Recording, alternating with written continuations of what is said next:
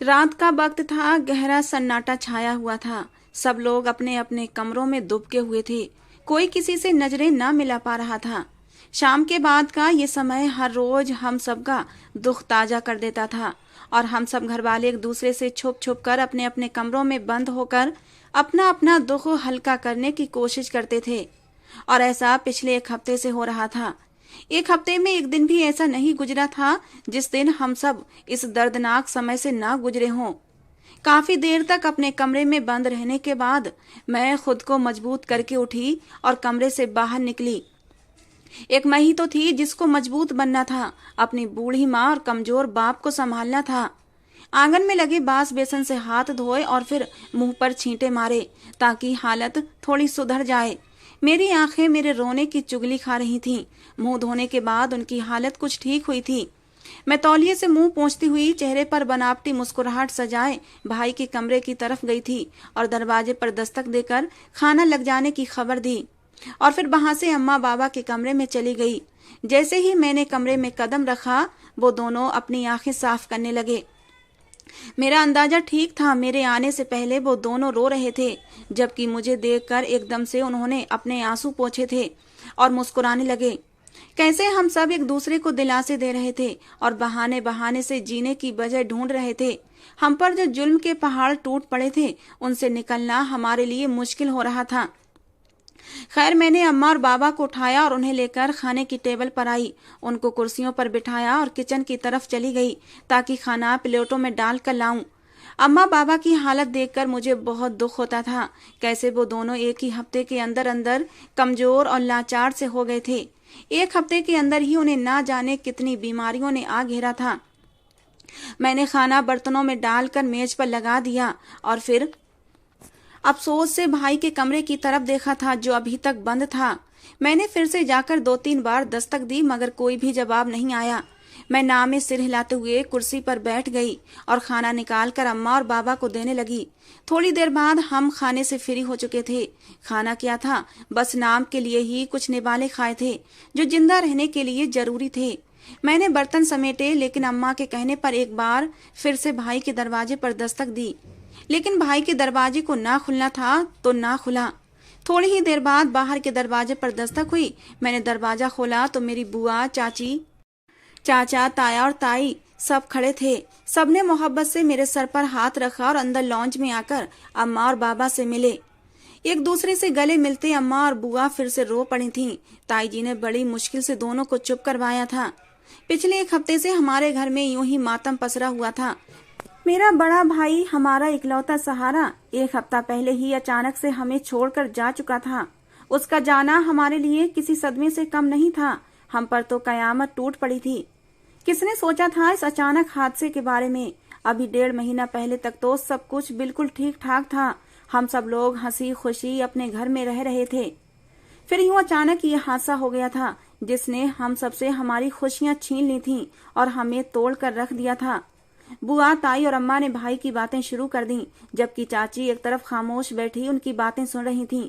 वो भी अभी नई नवेली ही थीं। उनकी शादी को सिर्फ 3 ही महीने हुए थे, इसलिए वो हमसे अभी ज्यादा घुल मिल नहीं पाई थीं। मैं भी ताई के साथ एक तरफ जाकर बैठ गई। भाई की बातें सुनकर एक बार फिर से आंसू छलक पड़े थे। तब भी बुआ ने इच्छा जाहिर की कि वो अपने भतीजे को देखना चाहती हैं।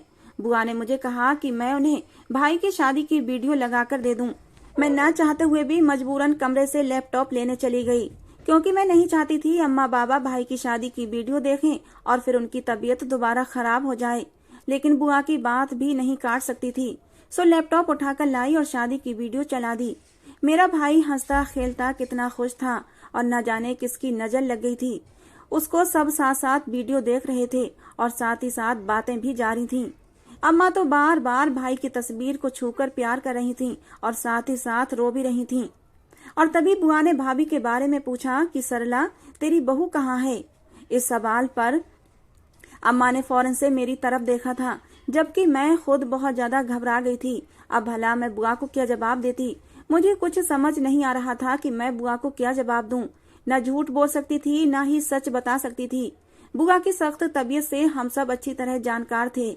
अगर बुआ को भाभी के बारे में भनक भी लग जाती तो न जाने कितना तमाशा हो जाता। और हमारा मातम वाला घर था। हम घर में कोई तमाशा नहीं लगवा सकते थे। इससे पहले मैं और अम्मा बुआ को कोई जवाब देते घर के दरवाजे से मोहल्ले के मर्द और औरतें आते दिखाई दिए थे। ये लोग रोजाना रात के खाने के बाद हमारा दर्द बांटने चले आया करते थे। बाबा, ताया और चाचा मर्दों को लेकर बैठक में चले गए, जबकि औरतें वहीं लॉन्ज में ही एडजस्ट हो गईं। मैंने औरतों को आते देखकर एक सुकून भरी सांस ली थी कि चलो उनके आने से बुआ का ध्यान भाभी की तरफ से हट जाएगा, लेकिन ये मेरी सिर्फ खुशफहमी थी। उन औरतों ने भी हमारे हालचाल के बाद भाभी का पूछा था, लेकिन हमारे पास किसी को बताने के लिए कोई जवाब नहीं था। अब भला मैं क्या बताती उनको कि उसे तो किसी चीज का होश ही नहीं है। मेरे दिमाग में ख्याल आया कि मैं इनको बता देती हूँ कि भाभी को नींद की गोली देकर सुला दिया गया है। अभी मैं यही सोच रही थी कि इससे पहले भाई के कमरे का दरवाजा खुला और भाभी बाहर आती दिखाई दी। उन्हें देखते ही मैं और अम्मा ने शर्म से सर झुका लिए थे। कहने को कुछ बचा ही नहीं था। हमारे सामने ही हमारी इज्जत का जनाजा निकल चुका था। अब किसी से क्या शिकायत करते। मैंने कभी भी नहीं सोचा था कि मेरे भाई की पसंद ऐसी होगी, लेकिन अब क्या हो सकता था। जो होना था वो हो चुका था। अब पछताने का क्या फायदा। काश कि अम्मा उस वक्त भाई की बात न मानती तो आज हमें ये दिन न देखना पड़ते। कभी नहीं सोचा था भाभी ऐसा व्यवहार करेंगी। सब औरतों की नजरें भाभी की तरफ उठी थीं और सब औरतें तौबा तौबा और कानों को हाथ लगा रही थीं। भाभी के इस हुलिये की उम्मीद किसी को भी न थी। अभी तो भाई को गुजरे मुश्किल से एक हफ्ता हुआ था और भाभी की हालत इतनी शर्मनाक थी। इस तरह के कपड़े पहने थे कि सबकी नजरें शर्म से झुक गई थीं। सब लोग सवालिया नजरों से मेरी अम्मा को देखने लगे थे। भाभी मुश्किल से अपने लाल रंग का भारी लहंगा संभालते हुए हमारी तरफ आई थीं। भाभी के चलने के साथ ही उनके पैरों में बंधी पायल और कलाई में मौजूद चूड़ियों की खनकार ने शोर मचाया था। भारी लाल रंग के जोड़े में सजी हुई और भर भर के जेवरात पहने हुए थीं और चेहरे पर एक अनजानी सी मुस्कुराहट थी जो कि एक दुल्हन की तरह सजी होती है। वो चलते हुए हमारे पास आकर रुकी और कुछ देर खड़ी होकर लैपटॉप पर चलती वीडियो को देखती रही और फिर लैपटॉप उठाकर अपने कमरे में ले गई। बुआ का तो भाभी का ये हुलिया देखते ही पारा हाई हो गया था। अभी वो फौरन से उठकर भाभी के पीछे गई थी, मगर इससे पहले ही भाभी ने दरवाजा अंदर से लॉक कर लिया था। बुआ आग बबूला होती वापस हमारे पास आई थी और अम्मा की क्लास लेनी शुरू कर दी। बुआ ने अम्मा से कहा, सरला ये तुम्हारे घर में क्या हो रहा है? क्या तुम इस घर के रस्म रिवाज भूल गई हो? तुम जानती नहीं हो कि इस घर में रहने के क्या उसूल हैं? मगर लगता है बेटे की मौत के बाद तुम सब कुछ भूल गई हो। लेकिन कोई बात नहीं, मैं तुम्हें सब याद दिला देती हूँ। जिस औरत का पति मर जाए वो औरत विधवा होती है। उसको इस तरह रंगीन कपड़े पहनने का कोई हक नहीं और ना ही सुहाग की कांच की चूड़ियां और ना ही जेवर पहनने का हक होता है। लेकिन तेरी बहू तो देखो, तेरे बेटे की चिता की आग ठंडी नहीं हुई और उसने इतने भड़कीले चमकीले कपड़े पहनना शुरू कर दिए। इस तरह लिपी पुती तैयार है जैसे सुहागन हो। बुआ का तमाशा शुरू हो चुका था। अम्मा चुपचाप बुआ की बातें सुनती रहीं। बोलने के लिए कुछ था ही नहीं। बुआ कुछ गलत तो नहीं कह रही थी। जो कुछ भी था बुआ सच कह रही थी। बुआ अभी के अभी भाभी को घर से निकालने के लिए कह रही थी। बड़ी मुश्किल से मैंने और अम्मा ने सिचुएशन हैंडल की थी। बुआ को बड़ी मुश्किल से समझाया था। दरअसल जब से भाई की मौत हुई थी भाभी का दिमागी संतुलन बिगड़ गया था। उनका दिमाग इस बात को मानने के लिए तैयार ही नहीं था कि भाई मर चुके हैं। इसलिए वो खुद को सुहागन बनाकर रखती थीं और भाई का इंतजार करती थीं। हमारी पूरी बात सुनकर सब औरतों ने अफसोस जाहिर किया था। भाभी को घर में रखना और इस हुलिये में देखना हमारी मजबूरी थी। अगर मजबूरी न होती तो खुशी से कौन कहता कि मुर्दा बेटे की पत्नी 8 दिन भी न गुजरे और फिर से दुल्हन बनकर बैठ जाए और घर वाले बर्दाश्त करते रहें। हम खुशी से ये सब कुछ नहीं कर रहे थे, बल्कि हमारी भी मजबूरी थी। कुछ देर बैठने के बाद सब लोग वापस अपने अपने घरों को चले गए थे, जबकि बुआ जाते जाते अम्मा को भाभी के ऊपर कड़ी निगरानी करने का कह गई थीं। साथ ही साथ अम्मा को कहा कि इसे समझाओ ताकि ये अपनी हरकतों से बाज आ जाए। अम्मा ने बुआ की बात सुनकर सिर्फ सर हिलाने पर ही गनीमत समझा था। बुआ को भेजने के बाद हम सब अपने अपने कमरों में आकर सो गए थे। वक्त गुजरता गया, लेकिन भाभी अभी तक वैसी की वैसी ही थी। उनमें जरा भी बदलाव न आया था। वही आदतें, वही हरकतें। मैं और अम्मा उन्हें समझा समझा कर थक गए थे कि भाई अब इस दुनिया में नहीं है। उसने हमारी आंखों के सामने दम तोड़ा है और हमने अपने हाथों से उसका अंतिम संस्कार किया है। मगर मजाल है जो उस पर रत्ती भर भी असर हुआ हो। वो यूं ही हर रोज दुल्हन की तरह तैयार होती और शादी की वीडियो लेकर कमरे में बंद हो जाती। फिर उसके कमरे से अक्सर बातों की आवाजें भी सुनाई देती थीं। ना जाने वो किससे बातें करती रहती थी। हम बेहद परेशान थे, कुछ भी समझ नहीं आ रहा था कि क्या करें क्या ना करें। धीरे धीरे भाई की मौत को 6 महीने गुजर चुके थे। समय बहुत बड़ा मरहम होता है, बड़े से बड़े घाव को भर देता है। समय के साथ साथ हम सब संभल गए थे सिवाय भाभी के। न जाने उसको कब समझ आनी थी। मेरा नाम किरण है। हम 2 बहन भाई थे, एक मैं और एक मेरा भाई। मेरे भाई का नाम मयंक था। मेरे पापा का कपड़े का कारोबार था। उनके शहर में कपड़ों की अच्छी दुकानें थीं, जिनसे अच्छी आमदनी हो जाती थी और हमारे घर का गुजारा अच्छा चल रहा था। मेरे भाई ने बीए के बाद कॉलेज छोड़ दिया और पापा के साथ दुकानों पर बैठने लगा था। यूं बाबा को थोड़ी सपोर्ट भी मिल गई थी। हंसी खुशी जिंदगी गुजर रही थी। एक दिन हम रात का खाना खा रहे थे तो उसी दौरान भाई ने अम्मा को कहा कि वो शादी करना चाहता है। अम्मा की तो जैसे मुराद पूरी हो गई थी, जबकि बाबा ने घूर कर दोनों को देखा था। अम्मा बाबा की घूरने की परवाह ना करते हुए झट से बोली कि मैं आज ही रिश्ते देखना शुरू करती हूँ। तुम बताओ तुम्हें कैसी लड़की पसंद है, ताकि मैं तुम्हारे पसंद के अनुसार ही लड़की ढूंढूं। मगर भाई की अगली बात से अम्मा की खुशी कम हो गई थी। भाई ने कहा, मैं लड़की खुद पसंद कर चुका हूँ, बस आप उसके घर रिश्ता ले जाने की तैयारी करें। अम्मा बाबा हैरानी से भाई के मुंह की तरफ देख रहे थे। उन्हें भाई की बात सुनकर दुख हुआ था। आज से पहले तो भाई ने अम्मा बाबा की अनुमति लिए बगैर कोई काम नहीं किया था। आज जब शादी की बारी आई तो जिंदगी का इतना बड़ा फैसला उसने बगैर माँ बाप के मशवरे के कर लिया था। अम्मा भाई को कुछ कहना चाहती थी, मगर बाबा ने अम्मा के हाथ पर हाथ रखकर उन्हें कुछ भी कहने से रोक दिया। बाबा समझ गए थे उनका बेटा बड़ा हो गया है और अब उसे उंगली पकड़कर चलाने की जरूरत नहीं थी। खैर, अम्मा ने लड़की के बारे में भाई से पूछा तो पता चला लड़की अनाथ है और अपने चाचा चाची के साथ रहती है। 2 दिन बाद ही अम्मा, मैं और बाबा जाकर लड़की को देख आए थे। शक्ल सूरत से तो बेहद खूबसूरत थी, मगर आदत और सलीके का पता तो शादी के बाद ही चलना था। वो लोग कुछ अजीब से थे। उन्होंने हमसे किसी तरह की कोई इंक्वायरी नहीं की थी, ना ही कोई पूछताछ की थी, और ये बात बड़ी हैरान कर देने वाली थी। वरना कहाँ कोई आजकल के दौर में बिना छानबीन के अपनी बेटी का रिश्ता देता है। खैर, अम्मा ने उनको अपनी तरफ से एक बार अपने घर आने की दावत दे दी ताकि हमारे घर आकर वो अपनी तसल्ली कर लें, लेकिन उन लोगों ने आराम से इनकार कर दिया। लड़की की चाची ने कहा कि बस शादी की तारीख दें और इस तारीख को आकर अपनी अमानत ले जाएं। अम्मा ने जेवर की डिमांड के बारे में पूछा तो इस पर भी साफ कह दिया कि वो ना तो जेवर लेंगी और ना ही दहेज देंगी। उन लोगों ने हमें सिर्फ 15 दिन का समय दिया था, जिसे अम्मा बाबा ने बड़ी मुश्किल से 1 महीने का करवाया था, क्योंकि हमने भी अपनी तैयारी करनी थी। आखिरकार अम्मा लड़की के हाथ में भाई के नाम की अंगूठी पहनाकर आ गई थीं। करती भी तो क्या करती, इकलौते बेटे की पसंद जो थी उसकी खुशी को देखते हुए ये कड़वा घूंट भरना ही था। खैर, दिन गुजरते गए और तैयारियां शुरू हो गईं। अम्मा ने भाई को 2 बार समझाने की कोशिश भी की थी कि यूं जल्दबाजी ठीक नहीं है, बेहतर है कुछ समय और ले लो और अच्छी तरह सोच समझकर फैसला करो। मगर भाई ना माना। उसने अम्मा को कन्विंस किया कि उसका फैसला बिल्कुल ठीक है, मगर ये तो वक्त ही बताने वाला था कि उसका फैसला सही था या गलत। तय समय पर हम भाई की पसंद की लड़की को ब्याह कर घर ले आए। खानदान भर ने लड़की के खानदान के बारे में सवाल उठाए थे। लड़की के चाचा और चाची विदाई करने के दूसरे दिन ही शहर छोड़कर चले गए थे। भाभी ज्यादातर कमरे के अंदर ही रहती थीं। उनकी शादी को 6 दिन गुजर गए थे, मगर सिवाय खाने के समय वो कमरे से बाहर नहीं आती थीं। नई नई शादी थी, हमने भी ज्यादा डिस्टर्ब करना उन्हें ठीक न समझा। एक दिन भाई ऑफिस से आए, खाना खाने के बाद कमरे में चले गए। थोड़ी देर बाद भाई भाभी को लेकर कमरे से बाहर आए और अम्मा से कहा कि वो भाभी को कहीं घुमाने लेकर जा रहे हैं। शाम का समय था, सर्दियों के दिन थे, अंधेरा जरा जल्दी हो जाता था।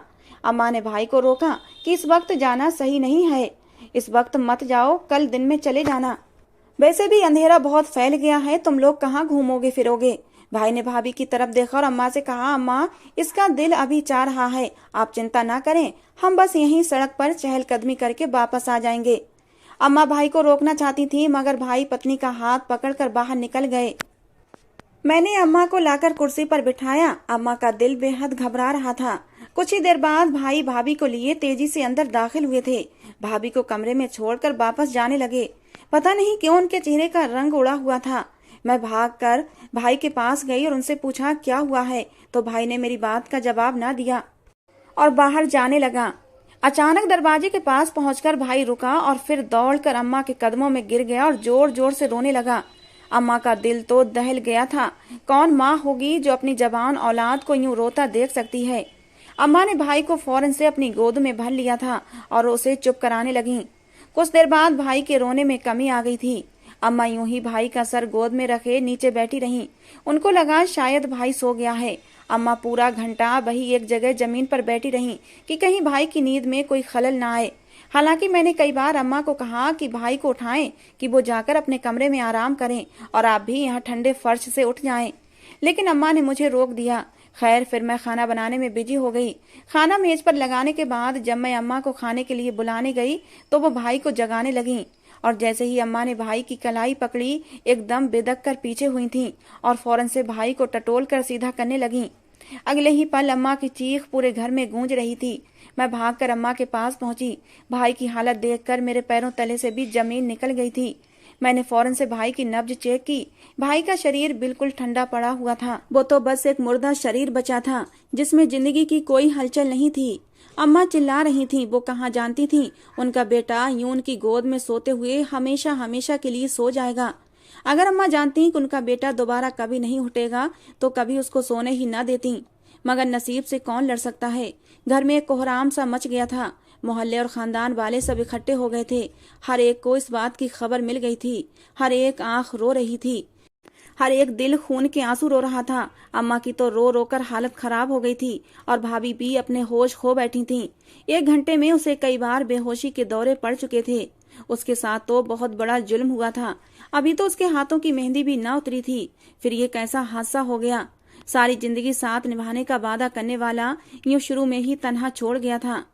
ना जाने भाई को क्या हुआ था। अभी तो दोनों हंसते खेलते अच्छे भले घर से बाहर घूमने के लिए गए थे। फिर अचानक भाई को क्या हुआ था, मेरी तो कुछ भी समझ नहीं आ रहा था और भाभी भी होश में न थी कि उनसे कुछ पूछा जाता। ठंड में पड़े रहने की वजह से भाई की बॉडी अकड़ गई थी, इसलिए जल्द से जल्द भाई के अंतिम संस्कार के बारे में सोचा गया। इस बीच अम्मा का बीपी कई बार हाई हुआ था। भाई के अंतिम संस्कार होते ही बाबा को भी हार्ट अटैक आया था। अम्मा और बाबा को फौरन से अस्पताल ले जाया गया। 6 घंटे अस्पताल में रहने के बाद लगभग सुबह के समय उनकी वापसी हुई थी। हमारे घर में बिल्कुल मौत का सा सन्नाटा छा गया था। दिन तक रिश्तेदार आते रहे, उसके बाद वो भी सभी अपने अपने घरों को चले गए थे। अभी हम लोग इस सदमे से बाहर भी ना निकले थे जब भाई की मौत के चौथे दिन भाभी अपने कमरे से बाहर आई थीं और भाभी की हालत देखकर हमें झटका लगा था, क्योंकि भाभी पूरी तरह दुल्हन की तरह तैयार हुई थीं और घर में इधर उधर देखते हुए खुद से ही बातें कर रही थीं।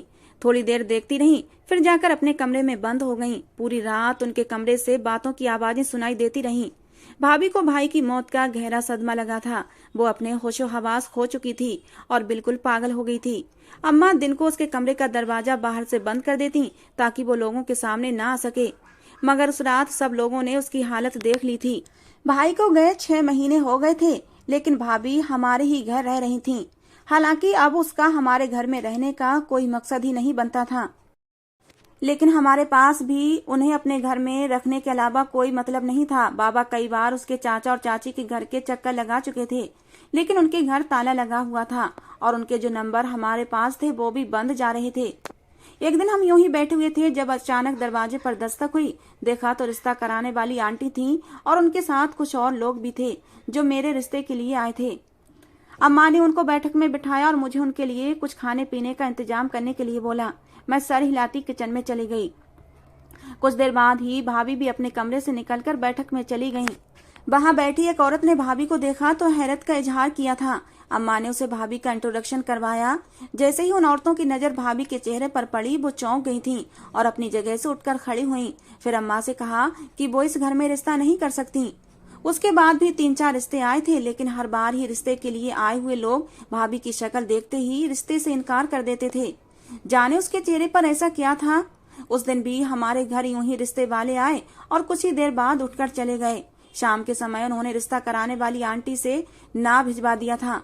अम्मा गुस्से से भाभी की तरफ गईं और कहा कि आज वो भाभी को घर से निकाल देंगी, क्योंकि उसकी वजह से हर बार ही मेरा रिश्ता ठुकराया जा रहा था। अम्मा ने गुस्से से दरवाजे को धक्का दिया और दरवाजा झटके से खुला था।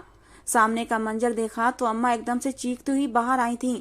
अम्मा की चीख सुनकर मैं और बाबा भी फौरन से भाभी के कमरे की तरफ दौड़े थे। सामने का मंजर दिल को दहला देने वाला था। हमारी आंखों के सामने ही भाभी पंखे से लटक रही थीं और बेड पर लैपटॉप पड़ा था जिसमें सेम टू सेम भाभी का चेहरा नजर आ रहा था और वो बार बार भाभी का नाम लेकर उसको रोकने को बोल रही थी। बाबा ने जल्दी से भाभी को थाम कर उसके गले से दुपट्टा निकाला और बेड पर बिठाया। भाभी अब शर्मिंदगी से नजरें झुकाए किसी मुजरिम की तरह बैठी हुई थीं। इस वक्त वो कहीं से भी पागल नहीं लग रही थीं। मैंने उसे पानी लाकर पिलाया। उसके बाद जब उसकी हालत कुछ ठीक हुई तो अम्मा ने उसे पूछा कि बताओ सारी कहानी क्या है, क्योंकि एक बात तो तय थी कि भाभी पागल नहीं हुई थी, वो सिर्फ इस बात का ड्रामा कर रही थी। और वो ऐसा क्यों कर रही थी वो तो अब वही बता सकती थी। दूसरी हैरत की बात ये थी अगर वो यहाँ थी तो अभी थोड़ी देर पहले लैपटॉप की स्क्रीन पर कौन औरत थी जो हूबहू बिल्कुल भाभी की कॉपी थी। और सबसे अहम बात कि भाई की मौत की वजह क्या थी, भाई की मौत का क्या कारण था, और ये बात हमें भाभी ही बता सकती थीं। भाई को ऐसा कौन सा सदमा पहुंचा था जिसने उनकी जान ले ली थी। इससे पहले भाभी कोई जवाब देती, अचानक भाभी का नाम पुकारती हुई एक औरत आंधी तूफान की तरह हमारे घर में दाखिल हुई थी और आने के साथ ही उसने भाभी के मुंह पर थप्पड़ मारा था और उसके बाद उसने भाभी को गले लगा लिया। जबकि हम सब लोग कंफ्यूज से उसे देख रहे थे। ये तो वही भाभी की हमशक्ल औरत थी। हमारी मौजूदगी महसूस करके वो औरत हमारी तरफ मुड़ी थी। उसके कपड़े पहनने का जो तरीका था वो बहुत ही बेहुदा था, जो बाबा के साथ साथ हमें भी नजरें झुकाने पर मजबूर कर गया था। बाबा तो फौरन कमरे से चले गए थे। मेरी भाभी चिल्ला चिल्ला कर उस औरत को यहाँ से जाने का कह रही थी। जब उस औरत ने मेरी माँ से कहा कि वो भाभी से अकेले में कुछ बात करना चाहती हैं और उसको अपने साथ ले जाना चाहती हैं, मगर उसकी बात सुनकर भाभी फौरन से दौड़कर अम्मा के पीछे छुप गईं और अम्मा के हाथ जोड़ने लगीं कि मुझे अकेला ना छोड़ें, इस औरत के साथ बिल्कुल ना भेजें, वरना ये औरत मुझे मार डालेगी। भाभी बेहद डरी हुई थी और डर से कांप रही थीं। अम्मा ने भाभी को अपने साथ लगाते हुए तसल्ली दी कि ये तुम्हें कुछ नहीं कहेगी, बस तुम ये बताओ कि ये औरत कौन है और तुम्हारा और इसका रिश्ता क्या है। इसके बाद भाभी ने जो कुछ हमें बताया सुनकर हमारे रोंगटे खड़े हो गए थे। दरअसल ये औरत भाभी की हमशक्ल थी और एक तवाइफ थी और बदकिस्मती से भाभी की माँ थी। इस औरत को एक अमीर आदमी ब्याहकर कोठे से निकाल कर ले गया जहाँ इसकी औलाद हुई, लेकिन इसने तवाइफ वाले काम न छोड़े थे, जिससे तंग आकर इसके पति ने इसे तलाक दे दी और इसकी बेटी के साथ ही इसे घर से निकाल दिया। भाभी की माँ ने भाभी को अनाथ आश्रम में छोड़कर कोठा संभाल लिया था और वापस मुड़कर कभी भी अपनी बेटी की खबर न ली थी। और भाभी की मुलाकात कपड़े की दुकान पर भाई से हुई थी, जहां उन दोनों ने एक दूसरे को पसंद किया और शादी कर ली। भाई को पता था कि अम्मा अनाथ आश्रम में रहती लड़की से कभी उसकी शादी नहीं करवाएंगी, इसलिए उन दोनों ने एक फैमिली को कुछ पैसे देकर चाचा चाची बनने पर राजी कर लिया। तभी वो लोग शादी के दूसरे दिन ही गायब हो गए थे। भाई ने शादी पर जिन गाने बजाने वालियों को बुलाया था उनमें भाभी की माँ भी थी, लेकिन उस वक्त वो नहीं जानती थी कि ये उसकी बेटी की शादी का फंक्शन है। लेकिन भाभी को देखते ही वो पहचान गई थी कि ये उसकी बेटी है। अपनी बेटी को यूं जवान और खूबसूरत देखकर वो बहुत खुश हुई थी। अब उसका इरादा अपनी बेटी को भी कोठे पर बैठाने का था, मगर अफसोस कि भाभी की शादी ने उसका प्लान नाकाम कर दिया था। मगर वो मौके की तलाश में थी कि कब उसे मौका मिले और वो भाभी को उठाकर ले जाए। भाई की बदकिस्मती कहें और उस औरत की खुशकिस्मती, जब भाई और भाभी घूमने के लिए घर से निकले थे तो उस औरत ने इन दोनों को देख लिया था और फिर इसके शातिर दिमाग में एक चाल आई। भाई को अपने बारे में बता दिया और साथ में ये भी कि मेरी बेटी भी एक तवाइफ है। तुम ये मत सोचो कि तुम्हारी पत्नी अनछुई और पवित्र है। ये मेरे साथ कोठे पर काम करती थी और न जाने कितने मर्दों के बिस्तर गर्म कर चुकी है। वो तो ये मुझसे नाराज हो गई थी, इसलिए मुझसे नाराज होकर और मुझे छोड़कर अनाथ आश्रम में चली आई है। वहां इसलिए तुम्हें अपने प्यार के जाल में फंसा लिया है और तुमसे शादी कर ली। उस औरत ने सोचा ये बात सुनकर भाई भाभी को तलाक दे देगा, मगर भाई को भाभी से मोहब्बत थी और उसे तलाक तो न दे सका, मगर उसके तवाइफ होने का सुनकर ये सदमा भी बर्दाश्त न कर पाया और जिंदगी की बाजी हार गया। भाई की मौत के बाद तो भाभी की माँ का रास्ता और भी साफ हो गया था। भाभी ने अपनी माँ से बचने की खातिर पागल हो जाने का नाटक शुरू कर दिया, लेकिन अब भाभी की माँ को पता चल गया कि भाभी पागल नहीं है। तभी उसने भाभी को अपने साथ ले जाने की धमकी दी, जिस पर भाभी ने खुदकुशी करने की कोशिश की। भाभी कहते कहते रो पड़ी थीं, जबकि वो औरत गुस्सीली नजरों से भाभी को घूर रही थी। जब अम्मा ने आगे बढ़कर उस औरत के मुंह पर थप्पड़ मारा था, वो औरत इसी काबिल थी। उसके झूठ की वजह से मेरा भाई मारा गया था। उसकी बेटी विधवा हुई थी। वो औरत जिसने अपनी बेटी को नहीं छोड़ा वो कैसे किसी और की हो सकती थी। ऐसी औरतों का खुला रहना ठीक नहीं था। अम्मा ने उसी वक्त 100 नंबर पर कॉल लगाकर पुलिस के हवाले कर दिया। उसके बाद अम्मा बाबा ने भाभी की शादी एक अच्छा रिश्ता देखकर कर दी थी। भाभी अब अपने घर में खुश हैं। धीरे धीरे भाई का गम उनके दिल से निकल गया है। सच कहा जाता है, मरने वाले के पीछे जिंदगी खत्म नहीं हो जाती, बल्कि जिंदगी अपनी रफ्तार से बढ़ती रहती है। हम लोगों के दिलों से भी भाई का गम निकल गया था, लेकिन उनकी याद अब भी दिल के किसी कोने में दबी हुई थी। कभी कभी उन्हें याद कर लेते हैं। भाभी की शादी के 1 साल बाद अम्मा ने मेरी भी शादी कर दी और अम्मा बाबा तीर्थ यात्रा पर चले गए। मैं कभी कभी भाभी से मिलने जाती हूँ। वो हमारा बहुत एहसान मानती हैं कि हमने उनकी जिंदगी खराब होने से बचा ली थी। दोस्तों, आज की हमारी ये कहानी आपको कैसी लगी जरूर बताना। पसंद आई हो तो प्लीज लाइक करना। रोज एक नई कहानी सुनने के लिए हमारे चैनल को भी सब्सक्राइब करना। कहानी को अंत तक सुनने के लिए आप लोगों का बहुत बहुत धन्यवाद। दोस्तों, मिलते हैं अगली किसी नई कहानी के साथ।